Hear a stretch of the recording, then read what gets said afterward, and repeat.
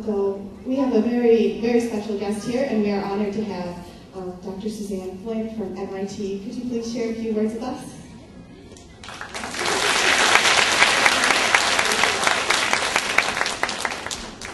Again, thank you for everything. Muchas gracias. Anyway, what I wanted to share with you today, I'll tell you my impressions of today's meeting, which are extraordinary.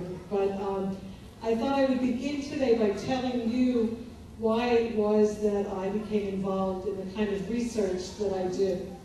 And from a very, very early age as a child, I was fascinated by the fact that people spoke other languages.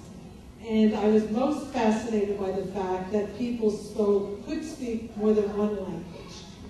And I grew up in a family which was essentially monolingual English, but had grandparents that spoke other languages.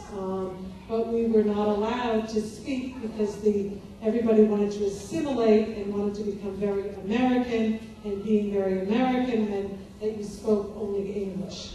And I always thought that that was a tremendous, tremendous loss, and I always was disappointed in the monolingualism in the US.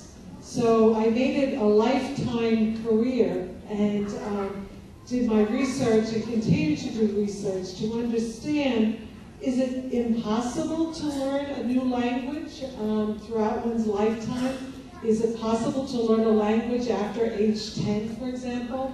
So I set about trying to research that, and I wanted to tell you 6 basic things that I learned, and then I want to share with you where you'll probably understand or identify, already know what I'm going to tell you.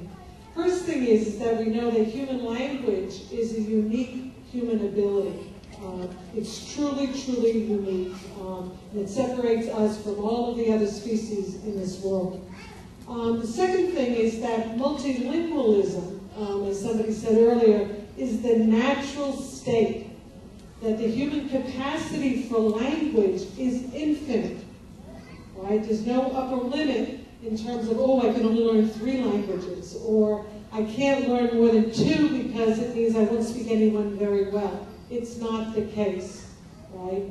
Your capacity is infinite. You can learn 1,000,000 languages, although there are not 1,000,000 languages to learn. The other thing is, number 3, is that everyone can learn a new language. If you learned your first language, then you have the ability to learn many other subsequent languages, all right? There's no such thing as a critical period where after some age, I can't learn a new language. But you all know this already, right? The easiest and the best way to learn a new language is in a naturalistic setting. And settings that simulate or can get as close as possible to the conditions that a young child learns a first language are the best ways to learn a new language. All right? You get encouragement, you hear lots of natural speech, it's not pressured, nobody's giving you a grade. And those are the best ways. The other thing that we've learned is that the more languages you know, the easier it gets. Right? Because you can build. Languages differ in only a finite number of ways, in a very limited number of ways. And once you have learned a certain range of languages, every other language is just sort of some sort of clone or sort of a variation on a language that you already know. And we know really that there's only one human language, right? And the other piece of this, which is not directly from my research, but is that the more languages you learn, the smaller the world gets, right? And the greater your understanding then of the world and its people. Okay, so these are the things I've learned from my over 30 years of research in the area. And I was very surprised to learn 2 years ago when Elizabeth first contacted me that these are the same tenets that underlie the Hippo program, right? And I had no idea. So the Hippo program, Dr.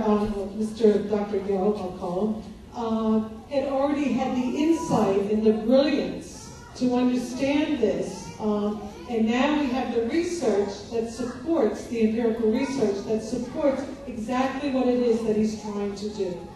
And you are all a testimony to that fact, right? Right? So let me just tell you a few other things that you may or may not know. Some of the other wonderful consequences that follow from being a multilingual is that it increases your intelligence. All right, we know that people who are multilingual on the whole are better at abstract thinking. They do better in math. They can deal with figurative languages a lot better. And that's something that also holds even when you start to learn a new language at age 90.